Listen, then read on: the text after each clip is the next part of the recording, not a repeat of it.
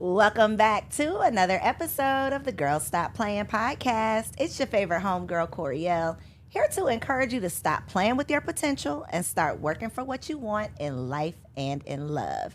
You already know that I'm bringing you the information and the conversations to help you make the money and get the honey. You can have it all as long as you are willing to work. And on today's show, I get to introduce you to a working woman.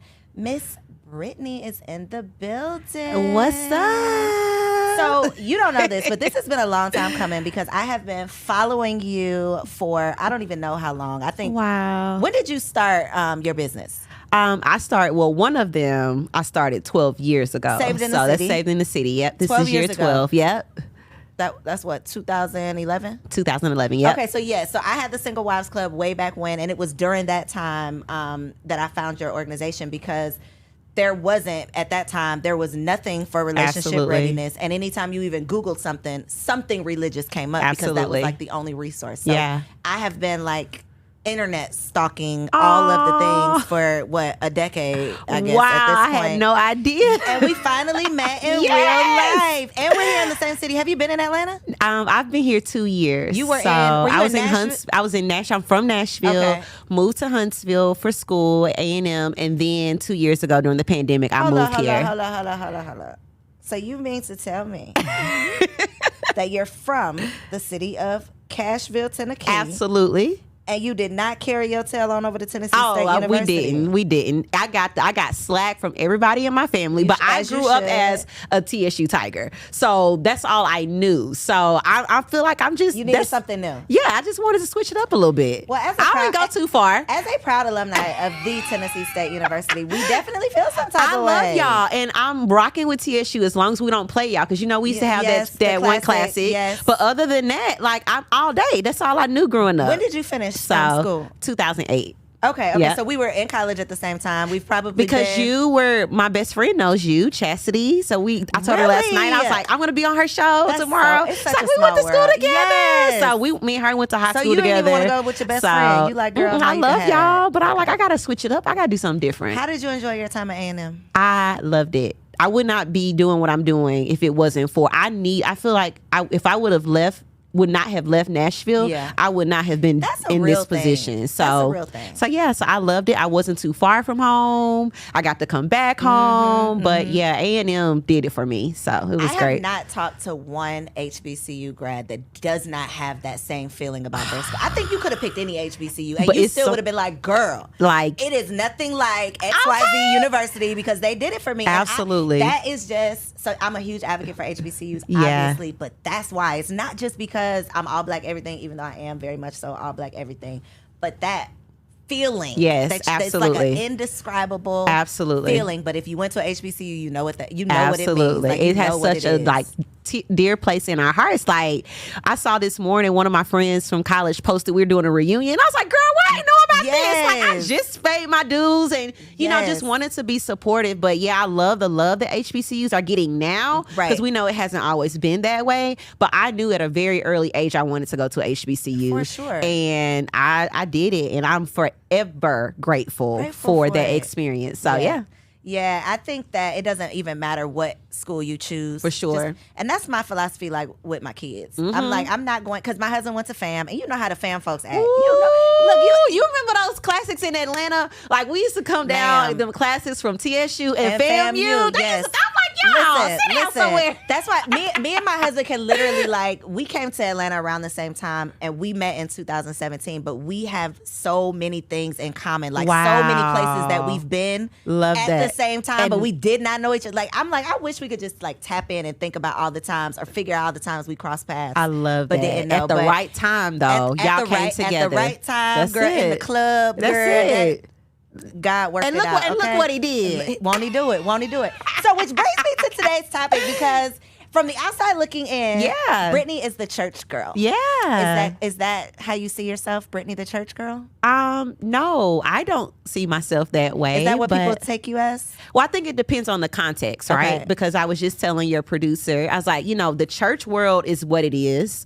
And then you got the world outside of that, which I think everybody outside of church, if you have anything to do with church, is going to label you with the church. Which is cool because I feel like that's a part of my purpose to help redefine what people think about church and Christianity and what it means to be a saved girl and all of that. So I accept that now, but early on I didn't want any association with church. Really? I didn't want any association. Before you started saving the city? Okay. Yeah. I was like, yeah, I'm good, God. Like, they seem boring. I feel like I gotta dress a certain type of way. I feel like I gotta look a certain type of way. And I've always been different. So I didn't think I fit into like what I've always known church to be. But once I got saved and I realized he wasn't trying to change, people tried, but he wasn't trying to change any of those things about me, that he wanted me to be dope and be creative and like the things that I like, but to do it for him, I was like, oh, I gotta tell other women this. Yeah. And that's how I started, a part of how I started saving the city. So what's the other part? When did you get saved? Okay, so I got saved right before I started saving the city. So 6 months after backdrop, I was engaged. Okay, girl, them engagements will make Let me tell you. So let me get in this mic, y'all. Let me get in this mic. So I was engaged, and I was living in the Bahamas.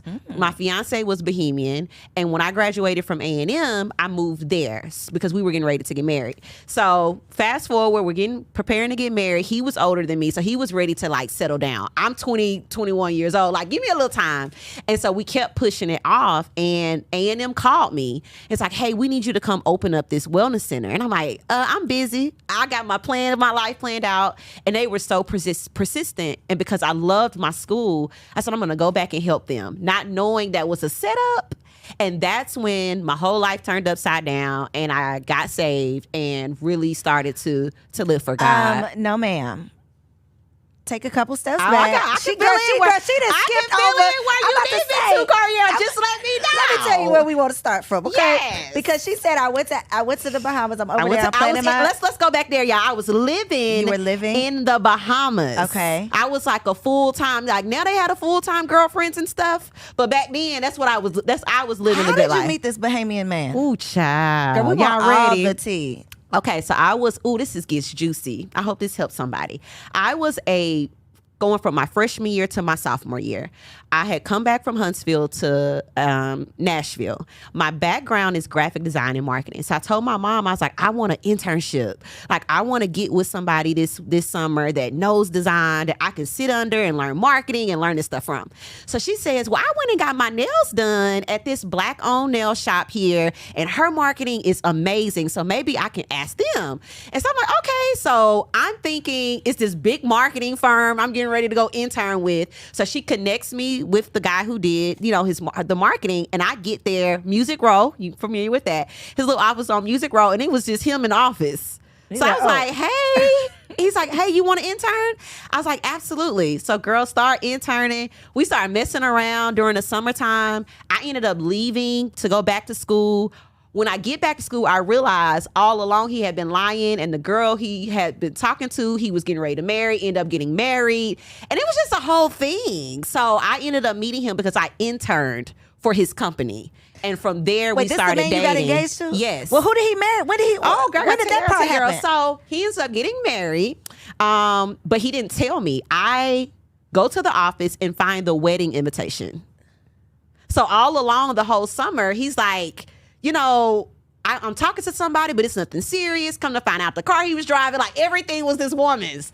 And so I'm young, dumb, naive. I'm like, so you getting married? Oh, that's nothing. It's we just having a little wedding. Yeah, he's like, yeah, we just having a little wedding, and plus you're going back to school. So I was like, okay, cool. I stopped talking to him. Girl, come to find out, he comes down to Huntsville, like a year or so had passed. He comes down to Huntsville. I'm at dance practice, and he calls me, and he's like, hey, I'm here. And I'm like, what are you doing here? Yeah. Where here? He's like, I'm at your school. Come outside.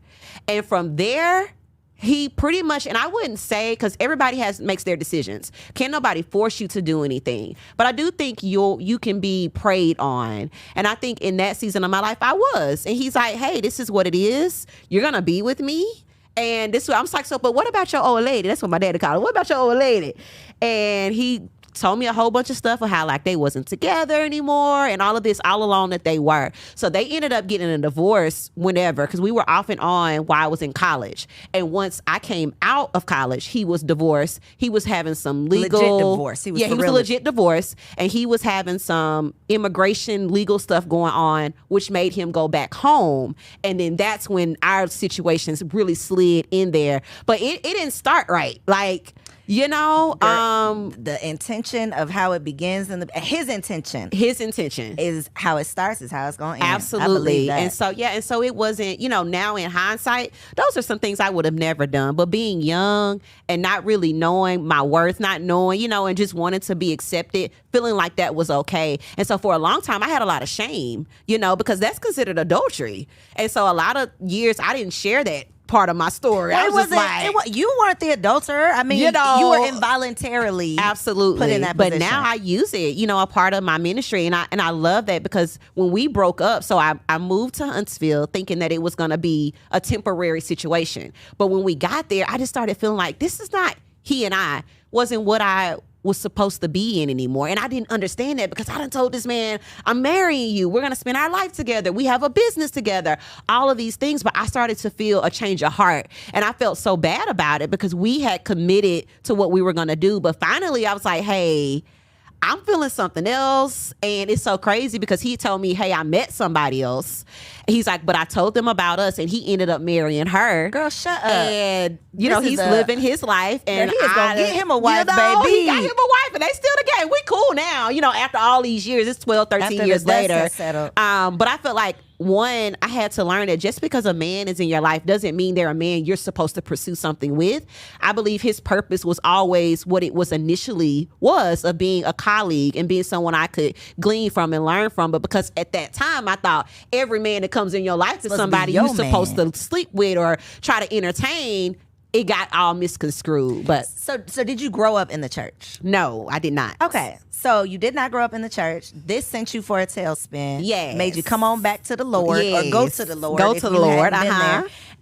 Which is what I was saying when you mentioned being engaged, because some of the greatest successes for women have come from a broken engagement. Let me tell you something. Because it ain't much more that's going to send you up through there, send you back to the Lord. You know what? And that's what happened. I was heartbroken. Like, I was devastated. And what I realized in that depressed, you know, all the things during a breakup, right? And it was so crazy, because during that season, like, I started seeing other women that were going through similar things. And I'm like, you know, and then they're coming to me, and I'm like, I ain't got nothing to give you. I just didn't toe up, like, you know. And it was there where I was like, wait, there's a need here. There is a space that needs to be created. And I thought it was just for women to come together to talk and encourage each other. I did not see myself in ministry. I did not see myself, again, I don't come from that background. I wasn't interested in what I had known things to look like. It just wasn't fly enough for me. And so I didn't even know that this was what I was doing until I was doing it. And I think God knew, because I'm so different. You weren't gonna get there on your own. I wasn't. So he's like, I gotta kind of hook her in another way to get her in. And then I looked up, and I was doing ministry. But that wasn't my intent. I just wanted to create a space for women who were going through some of the same things I was going through. Which is literally what the Single Wives Club was, from a broken engagement. So we're like basically the same person. I did not know this! Girl, that's how I know what an engagement will do to you. That was my launching pad for me starting the Single Wives Club, which literally was just women coming together to encourage people. You just took it a step further with Jesus. Yeah, I put a little bit more Jesus in there. You put a little Jesus in there. But I still say, you know, what I do is very much so my ministry. Absolutely. I don't know no Bible verses, girl. Let me tell you about... I got you. That's why we connected. That's why we with the Bible verses. You got me with the Bible verses, because let me tell you, the church girls be coming for me, okay? Maybe they gonna keep it cute, because I got the church girl on the couch. But let me tell you my hesitation with religion. I would say religion and church, because me and God, we real good, right? Absolutely. I just feel like I don't want to put all of y'all in the same box. I'm not gonna put you in a box. We're gonna take you out the box. I appreciate that, because but from what I've seen, it's so much judgment. Absolutely. It's so much judgment. It's so much like mean-spirited stuff. Specifically when I started the Single Wives Club, because it was not, and y'all, for those of y'all who don't know, the Single Wives Club was literally like a self-help group for single women who wanted to prepare to become wives, because there's nowhere for us to go to prepare. For sure. Still, to this day, nothing. But what I would get so often, because it wasn't religious-based, I would get so much judgment from religious people because they felt like, well, marriage is like this religious concept. So how you going to be doing anything for sure without Jesus? For sure. And and again, y'all know I tell my business, don't judge me for this. I'm not judging you. I won't say I grew up in the church, but I grew up going to church. For sure. So I had some idea of church, the Bible, Jesus. And as I got older and as I matured and as I went through things, my understanding started to change. For sure. And even to this day, me and God are like this. Yeah. I don't know his people, though? I don't know if not even his people. I have a hard time. I have a disconnect with Jesus. Yeah. I get that. Help me with that disconnect. Because Absolutely. for me, it's like, God, I get it. I got it. I know there's a higher power. Yeah. I have seen him work for sure in my life. For sure. I don't necessarily know if I buy into Jesus. Don't judge me for that. I'm not. Let's talk about it. Well, I'm not. You ain't got to worry about me judging you. Okay, so let's unpack it. So let me deal first with the first part of what you said, and then we'll deal with the second part of what you said. So I too feel what you feel, and I may be classified as the church girl, but I too experience judgment. I too experience. They be judging you too? Oh yes, ma'am. Early on in my journey, I remember getting threats. I remember other people in the city telling me I had threats by way of Jesus. Threats of like first ladies and pastors and preachers and all of that. And I'm gonna be honest with you, Coriel. This was one of the reasons why I told God I was good. Like, it was a few reasons why. Like, I really struggled with my purpose. I know exactly what I'm called to do and how I'm called to do it, but I struggled with it because, one, I didn't want to be one of them. Right? I didn't want to be a hypocrite. And I'm not talking about a hypocrite from like, oh, you doing one thing and living one way, but just being mean. Like, just being, I didn't want to be associated with that. And so I struggled for a long time with what I felt like I was supposed to do because of what I had seen. And so I want you to know, you're not by yourself. I'm doing this. And now I have to manage it on a whole nother level than what I did before because of the style of what I've been called to do. And so, I've been discouraged this week looking at Christians online going back and forth, dogging one another. It is so disheartening. And I'm like, God, you're gonna have to help me. But it also is my encouragement to show people it done a different way, to help people to know that yes, you may see some mean Christians, or yes, you may see some judgmental people, but everybody who names the name of Christ and Jesus is not that way. And so it's like motivating for me a lot of times, because I'm here to show people authentic. Like, you do not have to do X, Y, and Z and check every box. God is not looking for your behavior. He's looking for your heart. He works all that other stuff out as you keep to, like, all of the things that I don't think we share with people enough. And so I just want you to know, like, you're not by yourself. Okay, girl, that made me feel better. I can't believe they're doing you like that. Yeah, and that's all good, right? Because it's expected. Like, you're not gonna be effective without opposition. You're not gonna be effective without people not agreeing with you. And I just feel like that comes with it. So that's the first part. Okay, the second part, I struggled with the Jesus thing too. I struggled with the God thing too. I'm a different type of church girl, whatever you want to call it, because I'm not the type of person that just does stuff because other people do it. I've never been that way. Although I didn't grow up in church, from the age of like 1 to age 10, we were like in and out of church until my mom was like, "No, y'all ain't going no more," because it was too much drama in the church. So when I got of age, I had a lot of questions. And so I did a lot of research. I've studied Buddha, I've studied Muslim, I've studied a lot of different things because I wanted to make sure whatever I decided to align my life with, it resonated with me. And so I remember during that season where it was the breakup and I was at my lowest point, one of my lowest points, I was like, okay, I got to figure out what I'm going to do, because obviously my education, I did all the checks. I was a check mark girl. I did the education. Okay, I did the man thing. Okay, I got a successful career. I did all of these check marks, but there was still this void. There was still this longing, this fulfillment that I was looking for. And I said, okay, God, I've been doing all this research. So I'm going to try you. I'm just going to try you. I'm going to give you like a 3-month thing here. I'm going to do the things that I know to do. And if this doesn't work for me, I'm going to go try something else. Flat out. That's what I told God one night. And I just tried it. I tried to really do this thing for me and what that looked like. And I haven't looked back since. What did that look like? What was your trying it? For sure. So, like I said, I was doing my research, and everything I researched was a performance-based. This is my personal experience. I'm no here. I don't put anything of what I believe on anybody else. I just live in my truth. And so everything that I researched was performance-based. It was you do to earn. You got to be a good person. Everything else I researched, you had to be something to get something. But when I came into my relationship, because let me qualify this, there's God and then there's, as you said, Jesus. When I realized that I didn't have to try to be something to receive something from Christ.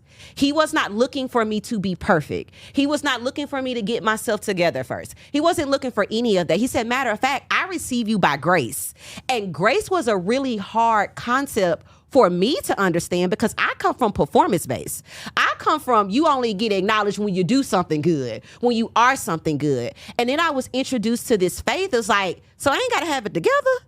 So all I got to do is believe? No, it got to be something else. Like, it has to be something else. He's like, no, Jesus actually died so that you could freely receive love and freely receive acceptance and freely receive joy. And for me, that's what set that apart from everything else that I personally have studied. I'm like, so it's free? I don't understand free. So I ain't got to do nothing but receive and believe in my heart. And so I began to take that journey within myself to see, does this work for me?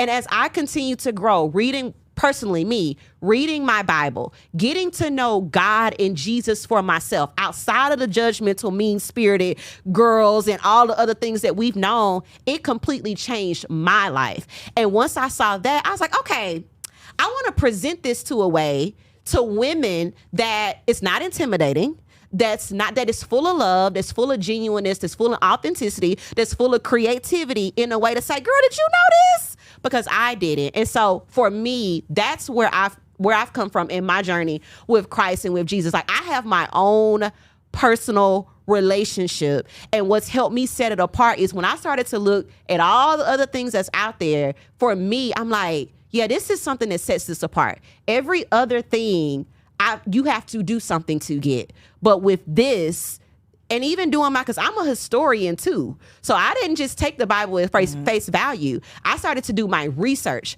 And okay, where does Black people even fit in the Bible? Like, what does that even look like? I started to study for myself and take that spiritual journey. And girl, it's been the best thing ever. So yeah, so that's what's been me. And I don't know if that helps you, but that's what's helped me with some of my questions. It's very helpful because I'm just genuinely shocked that this is the space that you're in and you still have to deal with the things. And I can't believe you first ladies is out there acting a fool like that. Yeah, they some of them acts a fool. That's surprising to me. Oh yeah, it's a part of it. But I'm like, yeah, that's why God has called me here, because we ain't doing that over here. So do you feel pressure from, not even necessarily from your people, but because you are the leader of this organization, do you feel pressure to be perfect? I don't feel pressure anymore. When I first started, you let that go. You laid that burden down. Girl, let me tell you something. When I first started, I thought because I'm coming from my previous experience of you got to have it together. We're told that you can't make any mistakes. You're the leader, so you got to know everything. So I've had to, in the last 12 years, really walk that out. So now, no, I don't have that pressure. I am a very transparent leader. Especially over the last 2 years, I just moved, or in the process of moving, my headquarters from Huntsville, that's been there for 10 years, to Atlanta, a whole thing. I don't know nothing about anything here. So it's been very humbling. And it's been very like, Brittany, you're gifted, But God is at the hem of all of this at the end of the day. So you don't have to try to have it all together, because for 2.5 years, you couldn't even show up for this and it still was sustained. Why? Right, you know? Because you weren't there? So a few things happened. The pandemic happened. I moved. So I had had a whole team in Huntsville. I moved to Atlanta to help plant a church.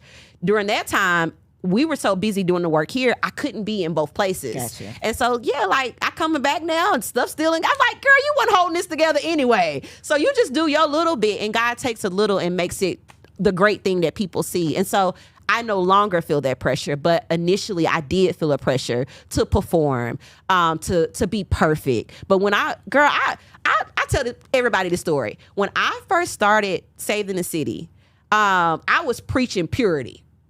I was preaching, girl, wait until you get married and do all of this stuff. Because you felt like you needed to? 5 months in, I get an STD. All the shame, all the condemnation, all that internal voice telling you, oh, who are you to kind of get up here, whatever. But when I started to understand God loved me through that, like, and that was going to be a part of my testimony. It was going to be even more that these women are going through real stuff. They're not looking for somebody that got it all together. They're looking for some people that's dealing with the stuff they're dealing with, but still courageously choosing to show up. And so that's what I tell the ladies that's a part of our ministry. Like, girl, the only difference between me and you is I share my business with y'all. I still keep getting up here and telling y'all the stuff that I'm going through, and I'm learning as you all are learning as well. That's the only difference between me and y'all. So yeah, it's been a journey of those ups and downs, those ins and outs, and me learning and grace and love and all of that, acceptance of myself as I've been walking out, what I feel like I've been purposed to do. Have you noticed a difference in maybe the outcomes when you went from trying to present perfectly to,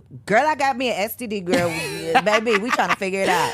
For sure. I think there's always been a level of genuineness to even when I was trying to like figure it out. I think people always connected to my genuineness. Like, okay, she ain't got it together, but she, So yeah, I do think there's another level of freedom in what we do now because I'm free. But I think so, and I think times have evolved as well. We're talking about 2010, right? And now it's 2023. So how we need to show up to connect with these women it's evolved. And so I think I've evolved as times have evolved and as I've healed and as I've grown. And so yeah, it just looks a little different now, but the mission is still the same.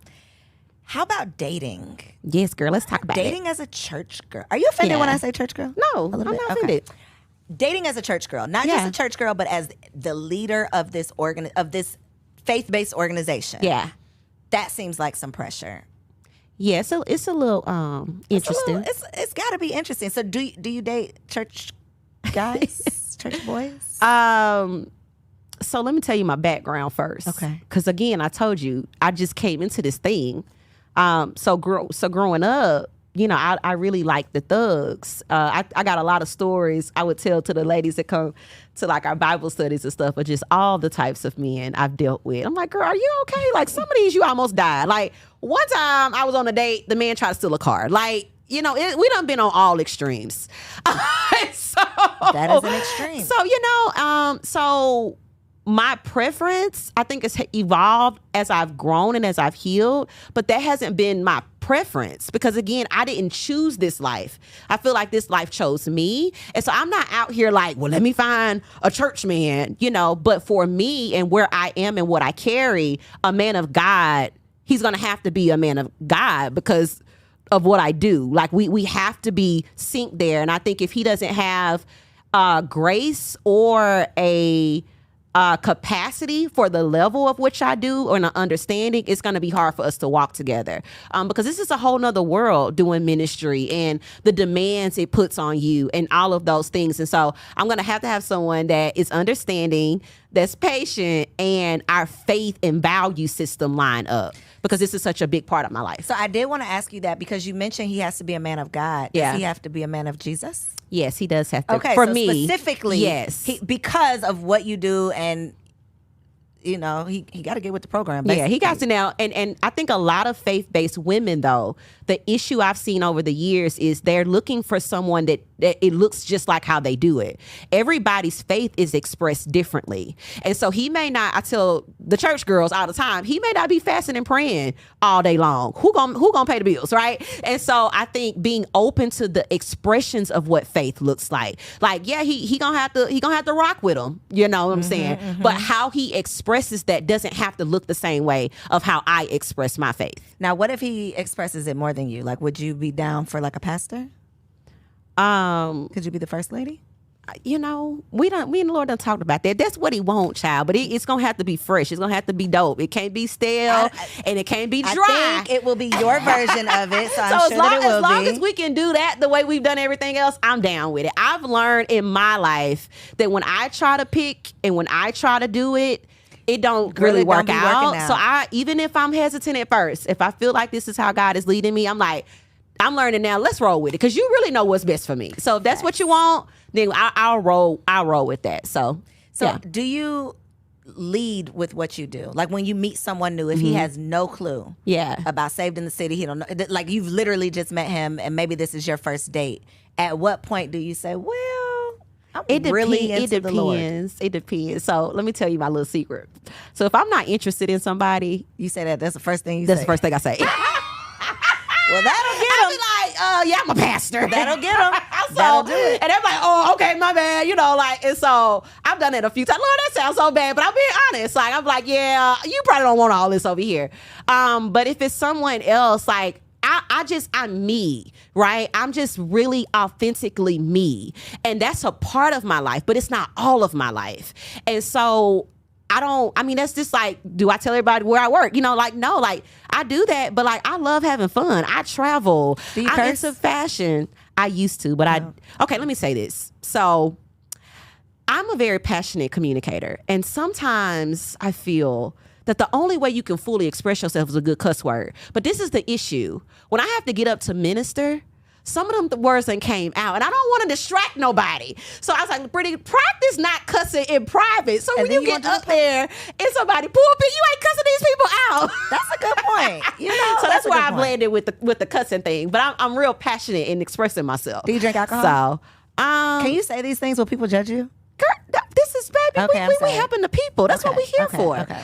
So alcohol has never been my thing. Okay. I used so to you don't not drink because like I used to be in the club. I come home in Nashville, me and Chastity go out, and I'm getting me a drink. Like, it's just not my thing. Now, if I'm out with my friends and we're on vacays and that type of thing, I'm gonna give me a little margarita, do something, because I'm just out with my girls. But on a day-to-day, it's never really just been my thing, which is huge because I come from like strong on both sides of my family, like strong alcoholics and stuff like that. So they say I don't belong to the family because, so it's not a lot of things aren't my thing. It's not because it's like, oh, he ain't supposed to be doing this or doing that. It's just not what I naturally gravitate towards. Got you. So Got you. Well, that works out because I would have a hard transition. Well, see, that's the thing. Like many times when people think about faith and they think about, I don't like saying religion because for me, it's about my relationship with God and Jesus. You think the first thing that comes to mind is what I have to change or what I have to give up. And I feel like that's the biggest misconception about this. You ain't got to give nothing up. Really? Like do the thing. Like I'm telling you, Coriel, do the things and just open up your heart to them. Do the things, but then I gotta say, "Forgive me, Jesus." Every time I do it. But see, it's progressive. Okay. For me, when I first started, I was still doing a lot of stuff. I was still out here sexing, bending it over, flipping it, dipping it. I was still doing a lot of stuff, right? But as I kept growing, some of those desires changed. It wasn't me trying to force it. It wasn't me trying to do it. It was just like, yeah, I don't want to do that no more. Okay. Or yeah, I ain't there no more. It came over time rather than me just trying to stop doing all this stuff because it's all bad. And you still want to do the stuff. Like, so I'm not saying just, okay, I'm saying no, it's about a relationship. It's about you taking one step, God takes it one step. You taking one step, God takes it one step. You taking one step. And some stuff, it's just over time. I've just been like, yeah, I ain't there no more. As I've healed the sexing and bending over and dropping it, I don't want to do that no more. I was about to ask you because you said you started out preaching purity. Yeah. You were, but you weren't practicing at that time. Yeah, girl, I was still I wasn't purposely just out here. Right, but right, you know, I would every once in a while, you know. If it slips, it Yeah. slips. What about now, though? Okay, so I'm in a whole different place now. Okay. So we can get into this. So let me say this. For a long time, I was trying to, as I was telling you, I was trying to do a lot of things because I felt like that was the right thing to do, right? Like, I just liked having sex. Like, I was like, okay, and I kept trying to love God harder. Like, if I love God harder, because according to my faith belief, we wait until we're married, which I understand those reasons why now, personally, in my personal conviction. So I kept trying to love God harder. I kept trying to do things so that I would be a good girl, and that didn't work.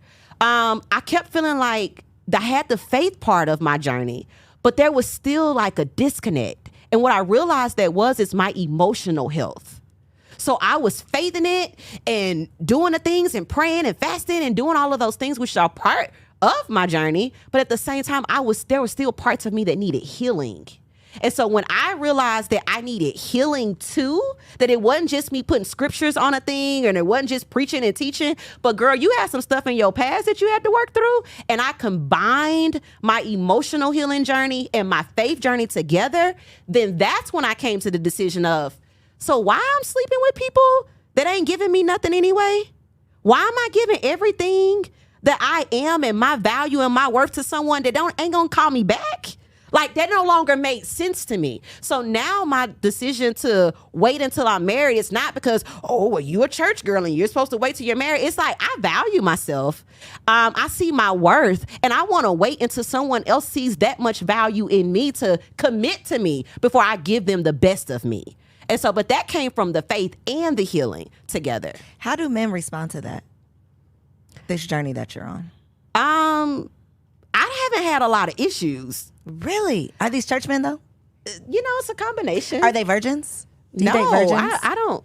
Most church men are, well, Go on and girl. say it. I know they didn't. I'm just wondering. Yeah, I really haven't. First of all, I don't date a whole lot, honestly.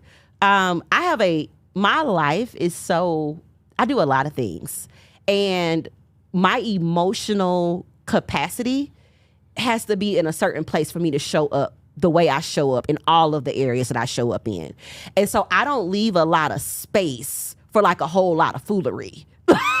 Like if you ain't coming like early on, like if I can tell, and I know myself so well, I know where I am in because I've done the work. Mm-hmm. Like I've really been doing the work this last decade or so. So a lot of things I can know right offhand, like, yeah, that's not it. Like, you know, some of my friends had set something up for me and, you know, we were all out on like a little casual thing. And I was like, thank y'all so much, but it's not it, you know? So a lot of those things that I hear, like my friend, like I don't have those experiences because I don't do a whole lot of like casual like dating.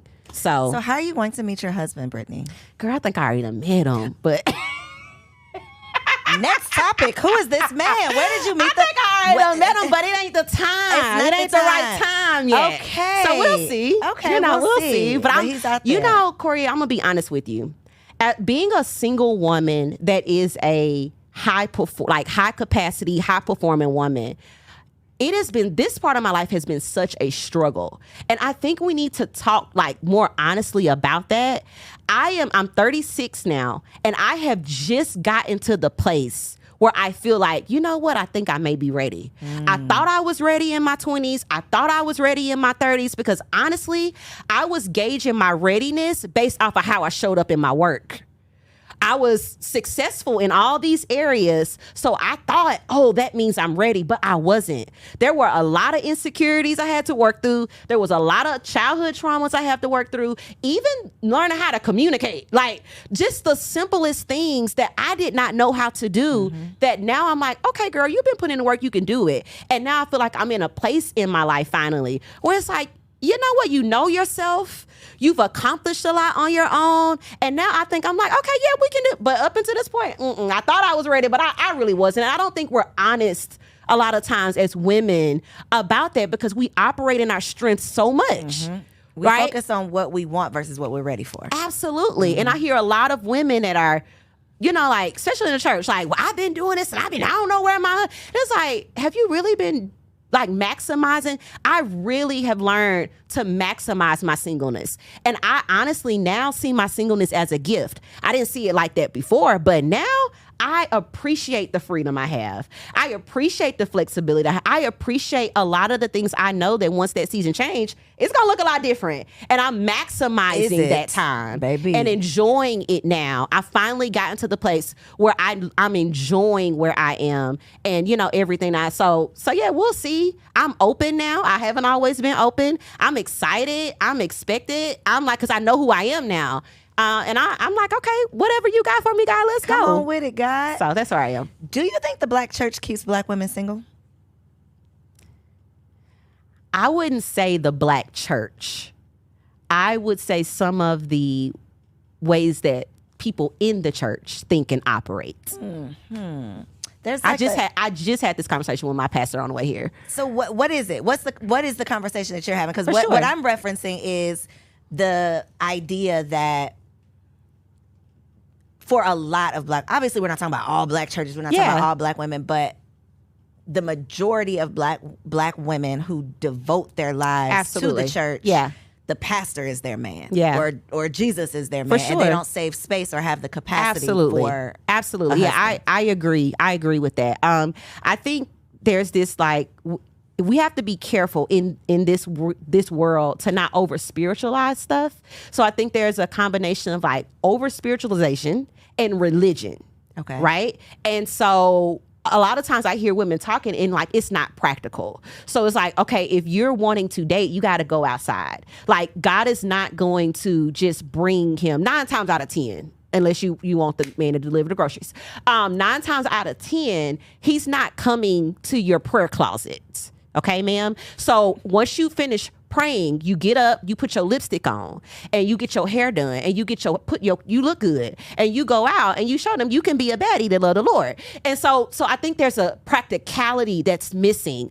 And I think that doesn't just come from the church. I think it comes from just slavery mentality, of well, God gonna do it, type of thing. And it's but faith without works is dead. So I think we have the spiritual part, which grounds us. Right? But then there's this practical part of positioning yourself so that you can be found. And that's not just relationships. That's business. That's opportunities. That's positioning. And we see that also in the Bible. So I think it's more so of that, us not over spiritualizing things and having this religious mindset, but understanding that your faith is supposed to empower you to go out and do things and position yourself for the things that are for you. If that makes sense. That makes total sense. Yeah. Very random question. What's up? How do y'all memorize all these Bible verses? Girl, because let me tell you why. Because when the people be coming for me in the comments, the Christians, when they be coming for me in the comments, because I do talk about God. For sure. Often. Because you have a relationship with him. But it's you can't talk about God if you're not going to do it in this way, and I'm not going to do it in that way. I'm Absolutely. not gonna do it in that way. So when the people come for me, I be wanting so badly to throw back a Bible verse, but I don't know none. It's okay, How do y'all memorize them? I need 10. I can't staples. tell you how everybody memorizes them. I could just tell you how I memorize them. So a few things. One, I read my Bible every day.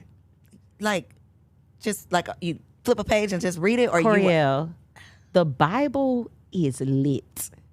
Girl, I need the ghetto Bible. I got the ghetto Bible for you, baby. I could translate that thing for you. Anything you need. I read the Bible. I read my Bible because it's personal for me. I read my Bible every day because it's so good. That thing is, ooh, girl. We'll have a little Bible study one day. Okay. But it's so good. It's so good. Today, I was hanging out with Moses, and Moses in Exodus 4, he was feeling real inadequate. And I can so relate to that because he had been called to do a big thing, leading these people out of Egypt. And he's like, God, I can't do this. I don't feel like I'm capable of doing it. And I could relate to that because so many times in my own life, I felt like I've been called to something that's so much bigger than me. And I've had to face all of my inadequacies and my insecurities. So that spoke to me this morning. So for me, I read my word every day. I am a very emotional person. I am a very sensitive person. My emotions used to have me all up and down. I would be in and out. One day I was in, one day I wasn't. And for me, it helps ground me. It helps center my heart, center my mind, center my focus, so I can get up and, despite of how I'm feeling, do what I need to do. So for me, that's one of the things that I do. And then I'm intentional about remembering certain things. When I'm having those moments and I want to pop off, when I'm having moments and, like my emotions are all over the place, I try to go back to those things. It tells me, okay, I feel alone right now, but my word tells me he'll never leave nor forsake me. All of this is real ghetto right now, but Jeremiah tells me that his plans for me are good. So it's just that thing of just reassurance of, okay, in spite of what it looks like, in spite of what it feels like, this is the truth about who I am and what God says about me and what I have in him. And so that's how I commit. And why, I think it's more so of the why than the what. Why I commit to making sure I got a little word in me. Because the world is a little ghetto. The world is very ghetto. Yes. But just not for us to use it to clap back at the folks. Because, baby, they really need, see, anybody who comes at you like that. Reason. I do. It's okay. But anybody who comes at you like that really doesn't have the love of God in their heart. I'm gonna start saying that. They really don't. They really, because that's not the character of him. And you misrepresenting him out here. And you got everybody thinking this is how he roll. And it ain't how he roll. So yeah. That's my new comeback. Yeah, that ain't you. That'll get him, because that's how I be wanting to say it, but I don't say it. I got you. You let me. I got you. Please. So yeah, I'm gonna tag you like, girl. Someone last night came for me on one of my posts, and I called my friend, and I was like, yeah, I responded, and she's like, Brittany, you don't even entertain. I was like, you right, girl. So I went back and deleted. Girl, but I do that, but I ain't gonna delete it till you looked at it. I'm gonna give you a chance to see it. I let it sit on there for a little bit, and then I would have deleted. I was like, you're right. She's like, yeah. She's like, they don't even deserve your response. Let them pay for your response, girl. And I was like, you're right, girl. You be right, but I be wanting to let them know. I said, people are nuts, and I'm gonna be honest with you, Coriel. I had such a fear of because for a long time I hid behind Saved in the City. Yeah, I didn't want nobody to know who yes. I did that on purpose. Mm-hmm. And one of the reasons why is because I'm a sensitive person, and I now embrace my sensitivity, and people are crazy. People are mean. People are so and I was like, I don't want to put myself out there because, and so for a long time I hid until God started dealing with me. He's like, Saving the City is cool, but people need to see and hear you. And I was just like Moses this morning. I told you in my devotion. I was like, I ain't about to put myself out there. I'm not about to do that, all of that. And I've been on a journey for the last 2 years of really embracing that place because I didn't want to deal with that part of it. But I realized I would be giving those people my power. I would be, and I'm not going to do that. I've realized that I'm not going to be for everybody. We're not called to be for everybody, but you are called to a group of people who need your voice, who need your platform. And so I lean into that now. And I'm like, hey, I'm going to show up for my people. I won't be for everybody, but I'm showing up for my people and putting that more of my focus than I am, the naysayers and the haters and all that stuff. So when I think about a traditional marriage where, God, man, woman, children, the woman is submitting to the husband who submits to God. Yeah. You are a very high achieving woman, for right? Sure. You're doing all of the things. You're passionate about what you're doing. Yeah. If this husband says his desire is for his wife to primarily focus on the household, you don't need to do those things. I got us. Yeah. Would that be hard for you? Okay, so let me back up. So when it comes to, as a single woman, when it comes to submission, I feel like I've been learning that through my relationship with God. And I've also been learning that because I'm put in some environments where I'm not the one in charge. So when it comes to Saving the City, I call the shots. When it comes to, because I also work for a church, I have to submit under a vision that sometimes I don't always agree with, but I had to get with the program. So I feel like it's my wife preparation, And so I'm great. I ain't like it at first, but I needed this season because I would have went into and messed something up because I'm so used to being the one to tell everybody what to do. So I'm grateful for the preparation that is happening. So all the single ladies out there, God is preparing you, and you may not even realize that where you are right now is your preparation for what God is sending into your life. So stop having an attitude and just submit to the season that you're in because it's working some stuff out of you for where you're going. So that's that. I honestly, Coriel, believe that who God has for me is going to also have a grace for the call on my life the way I have a grace for theirs. Now, that doesn't mean that every season of that's going to look different. I'm very clear right now of setting up my life so that I have margin. Honestly, how my life was set up, I was doing all the things, but I had no structure.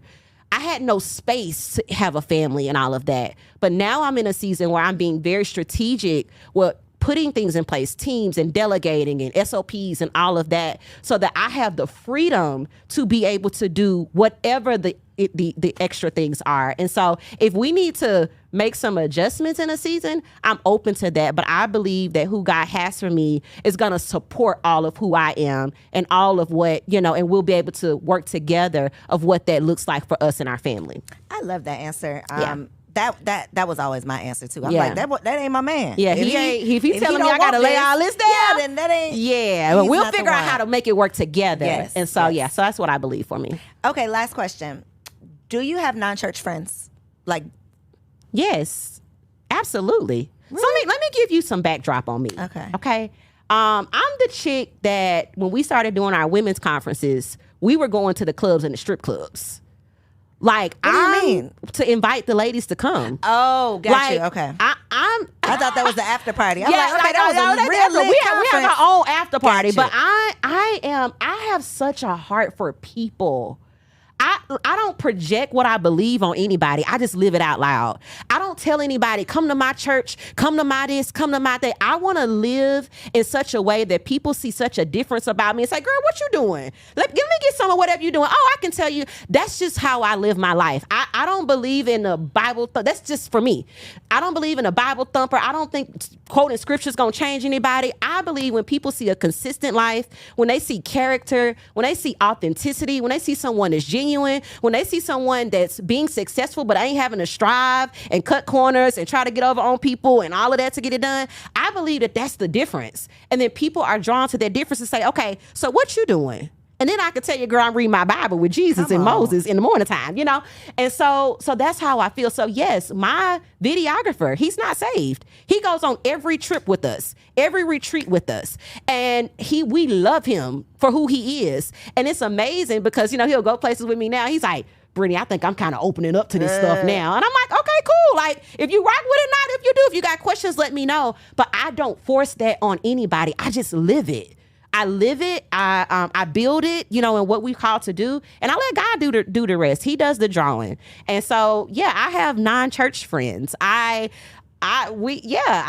of my family. I'm the only one in my family that does this. So everybody like, Brittany. That's why they say you don't belong. They over there drinking and you reading your Bible. And I'm loving them, Yes. and I'm meeting them where they are. And, I'm asking them about, okay, so what type of pills you popping? Like, so I'm inquisitive. I'm not here to judge you. I'm here to meet you where you are and to love you. And if there's anything that I'm doing that's inspiring you, you can come get you some of it. And if not, I'm cool with it as well. So that's the approach I take. So if I would have met you, I might not have, had those thoughts about the church people. Yeah. You are a breath of fresh air. Yeah. And this was way juicier. I thought this was going to be a real buttoned up, Bible-based I saw Shannon conversation. know what she was having on the show didn't. today. I didn't know, but I am so glad But I hope this you has been came. helpful. It has been. So this was our first time meeting, but I saw you in real life before. Let me tell you where I saw her at.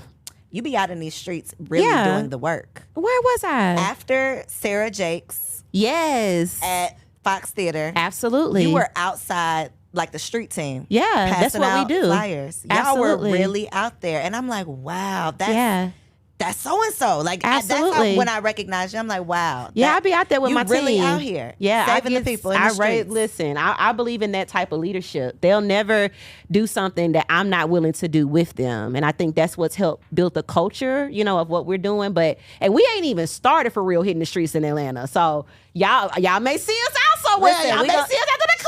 She is outside. So come holler at me. Saving the people. So listen, you got to look in that camera right there for the people who don't know what Saved in the City For sure. is. Let them know and how they can support. What's up, y'all? Hope you have enjoyed our conversation today. Saved in the City is I call it my baby. Like, it is an organization that I started 12 years ago for women who were like me, who don't have it all together, but trying to figure out this faith life and figure out your purpose and what all that looks like, not only for you, but being in a community of other women who are on that journey as well. And so we do life group gatherings, we do conferences, we do events, we do prayer calls, but we're all about coming together, building our faith so that we can be everything that God has called us to be. So that's who we are. That's who they are. You are on Instagram at Saved in the City. At Saved in the City, at Brittany D. Morton.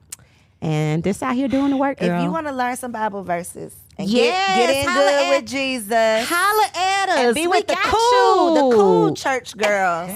That's holla right. at Brittany. Holla at us. Holla at us. We got you. I have enjoyed you. Great.